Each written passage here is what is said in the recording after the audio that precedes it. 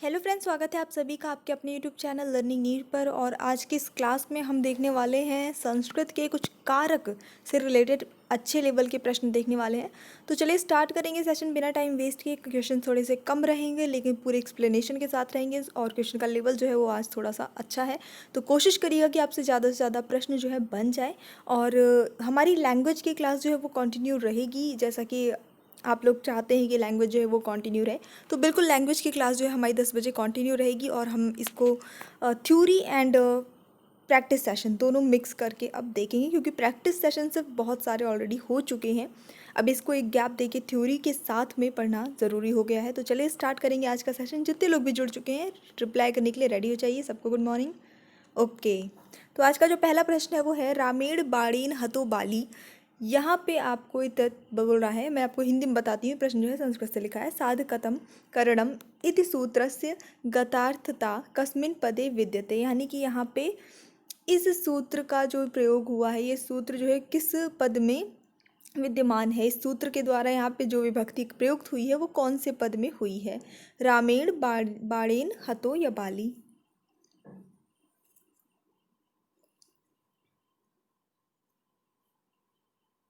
चलिए देख लेंगे। यहाँ पे जो सही उत्तर होता है वो होता है आपका ऑप्शन नंबर बी हो जाता है, बाड़ेन में है। देखिए यहाँ पे ये जो सूत्र है आपका वो किसका है, करण कारक का है। ठीक है, कर्ता ने कर्म को करण से, तो राम ने बाली को बाण से मारा, ऐसा यहाँ पे है। तो बाण से करण कारक जो है बाण में प्रयुक्त हुआ है। ठीक है, देखेंगे अगला प्रश्न। थोड़ी सी अगर आप हिंदी भी समझते चलते हैं ना चीज़ों की, तो वो आपको ज़्यादा अच्छा हो जाता है, इजी हो जाता है आंसर गैस करने में। यस्य च फिर ब्लैंक ब्लैंक ब्लैंक भाव लक्षणम। तो यहाँ पे रिक्त स्थान में क्या आना चाहिए, कर्मणा, करणेन, भावेन, उपकरणेन।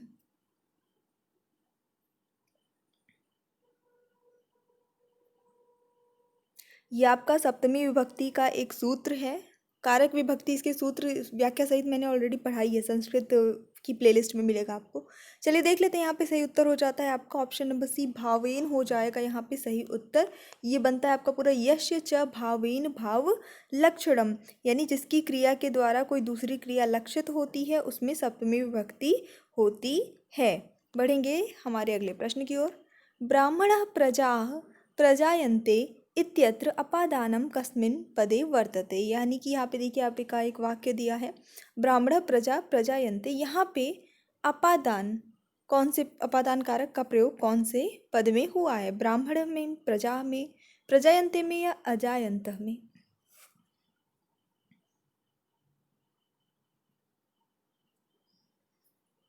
तो यहाँ पे चलिए देख लेते हैं। सही उत्तर होता है आपका ऑप्शन नंबर ए, ब्राह्मणा में प्रयुक्त हुआ है। थोड़ा सा इसे हम समझेंगे। देखिए सूत्र है आपका जनिकर्तु प्रकृति। इस सूत्र से जन धातु के कारण में अपादान पंचमी या से जो है पंचमी विभक्ति हो जाती है। तो यहाँ पे पंचमी विभक्ति अपादान कारक जो है इसमें प्रयुक्त होगा। तो ब्रह्मा शब्द में पंचमी विभक्ति बना है तो ये ब्राह्मण हो गया। तो ये ब्राह्मण नहीं है शब्द, ये ब्रह्मा है और उसमें पंचमी विभक्ति लगाने के बाद, अपादान कारक लगने के बाद ये ब्राह्मण बना हुआ है। ठीक है,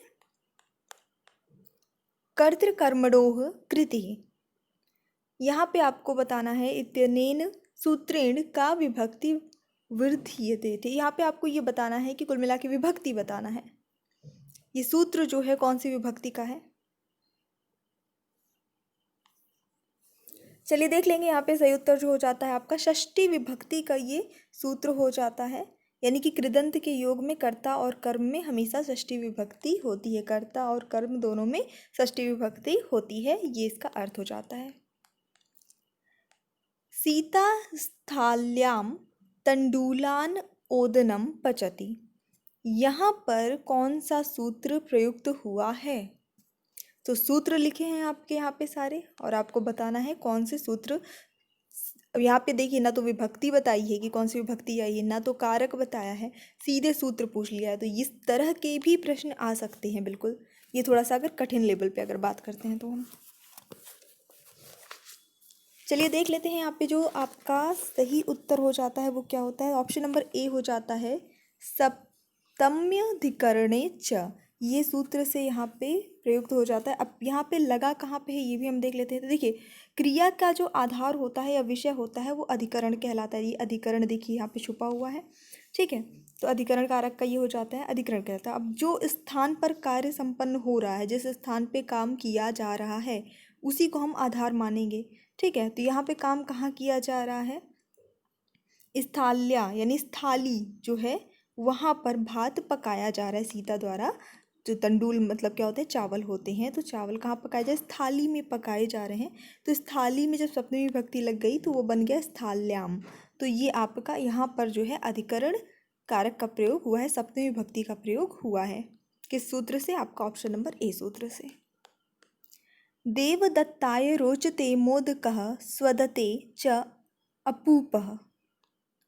यहाँ पे प्रियमाणः का वर्तते बताया है, यानी कि जो चीज़ बहुत ज़्यादा प्रिय है वो कौन सी चीज़ है। मोदका है, देवदत्त है, यानी अपूपः है या स्वदते है। ये काफ़ी अच्छा और काफ़ी प्रसिद्ध जो है एक सूत्र भी है आपका।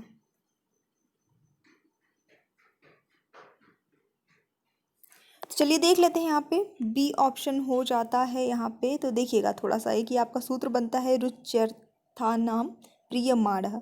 ये एक आपका सूत्र होता है। इसके हिसाब से जो है संप्रदान संज्ञा हो जाती है किस चीज़ की, जो भी रुच धातु और उसके समानार्थक जिसका अर्थ वही निकले, ऐसे धातु के योग में हमेशा प्रियमाण यानी जो प्रसन्न होने वाले की, ठीक है, जो प्रसन्न हो रहा है उसकी संप्रदान संज्ञा होती है। हमेशा ध्यान रखना है, जो प्रसन्न हो रहा है। तो अब यहाँ पे मोदक जो है से कौन प्रसन्न हो रहा है, मोदक उसको पसंद है। तो यहाँ पे कौन प्रसन्न हो रहा है, देवदत्त जो है वो प्रसन्न हो रहा है। उसको भाई लड्डू मिलेंगे तो कोई भी प्रसन्न होगा। तो इस तरह से बहुत इजी चीज़ कॉन्सेप्ट्स को आपको समझना है, बहुत इजी भाषा में समझना है आपको। संप्रदान कारक मतलब चतुर्थी विभक्ति प्रयुक्त हो जाती है। तो यहाँ पे देवदत्त में चतुर्थी विभक्ति लगी तो बन गया देवदत्ताय, उसका जो शब्द रूप बना चतुर्थी विभक्ति का। सहयुक्त प्रधाने सूत्रेणानेन अप्रधाने विभक्ति विधीयते। अच्छा प्रश्न है, बस आपको ये बताना है ये जो आपका सूत्र है वो कौन सी विभक्ति का है। इसमें अप्रधान जो होता है, संयुक्त प्रधानी सूत्र के हिसाब से जो अप्रधान करता होता है उसके साथ कौन सी विभक्ति प्रयुक्त होती है।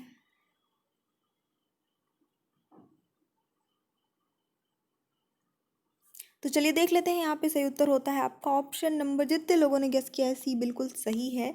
देखिए, सहयुक्त प्रधान का मतलब होता है आपका यहाँ इस विभक्ति के अनुसार, आई मीन सूत्र के अनुसार, सह यानी कि सह मतलब होता है साथ में, है ना, साथ। तो इसके योग में जो अप्रधान कारक होता है, अप्रधान कर्ता होता है, उसके साथ तृतीया विभक्ति प्रयुक्त होती है।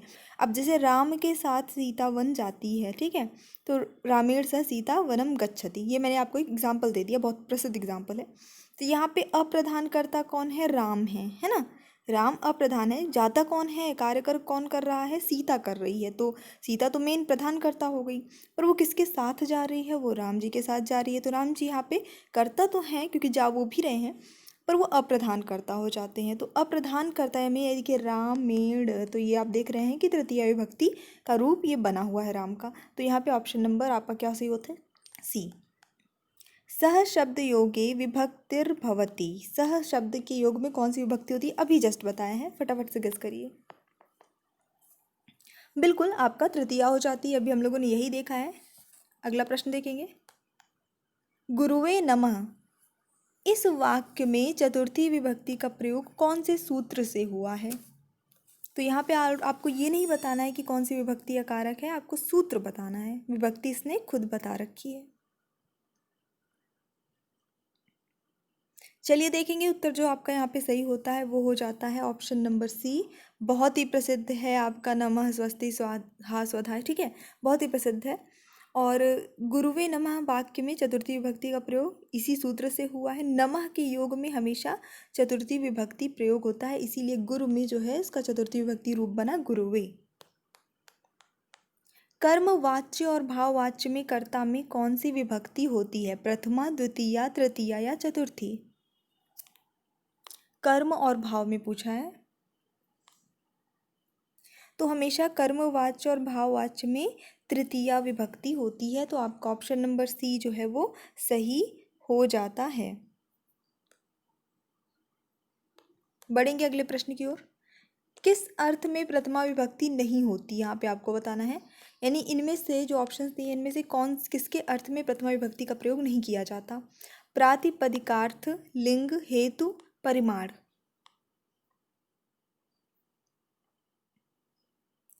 सूत्र अगर आपको याद हो, पढ़ाया हुआ चीज़ है, लेकिन काफ़ी दिन हो गए पढ़ाए, तो आपको थोड़ा सा सर्च तो करना पड़ेगा, प्लेलिस्ट में है सारी चीज़ें। तो प्रातिपदिकार्थ, लिंग, परिमाण, वचने, वचन मात्रे, प्रथमा, ये आपका एक सूत्र होता है जिसके हिसाब से ये तीन तो जो है प्रथमा विभक्ति इनकी होती है। बचा क्या आपका ऑप्शन नंबर सी, हेतु जो है इसमें प्रथमा विभक्ति नहीं होती है, हेतु सूत्र से इसकी षष्ठी विभक्ति होती है। तो बिल्कुल आपका ऑप्शन नंबर सी यहाँ पे सही जाता है। ओके, इत्थम्भूत लक्षणे, यहाँ पे जो ये सूत्र दिया है कौन सी विभक्ति होती है सूत्र के अनुसार, प्रथमा, तृतीया, द्वितीया या चतुर्थी।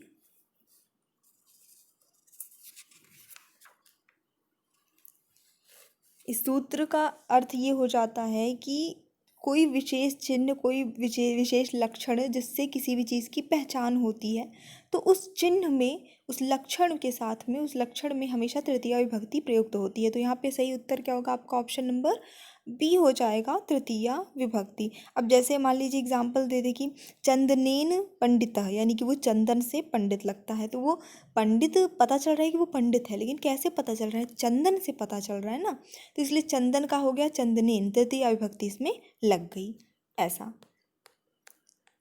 चलिए अगला प्रश्न जो है आपका, धिक के योग में कौन सी विभक्ति होती है, षष्ठी, पंचमी, तृतीया या द्वितीया।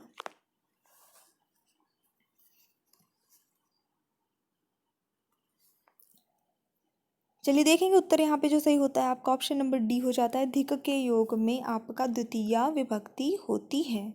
ठीक है, उभयत, सर्वतः, धिक, ठीक है, ये सारी चीज़, अधो, अधः, इन सभी के योग में द्वितीया विभक्ति होती है। जटाभिस्तापसः, इसमें तृतीया विभक्ति कौन से सूत्र से है ये आपको बताना है, अभी थोड़ी देर पहले ये चीज़ें बताई हैं।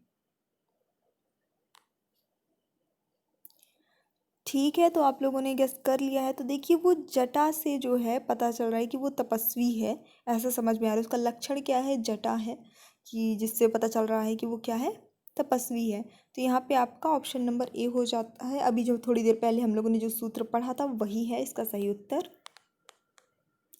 कृष्णस्य कृति, यहाँ पे कृष्ण पद में षष्ठी विभक्ति कौन से सूत्र से हुई है, षष्ठी से षष्ठी हेतु प्रयोगे, कर्तृकर्मणोः कृतिः, उभय प्राप्ति कर्मणि।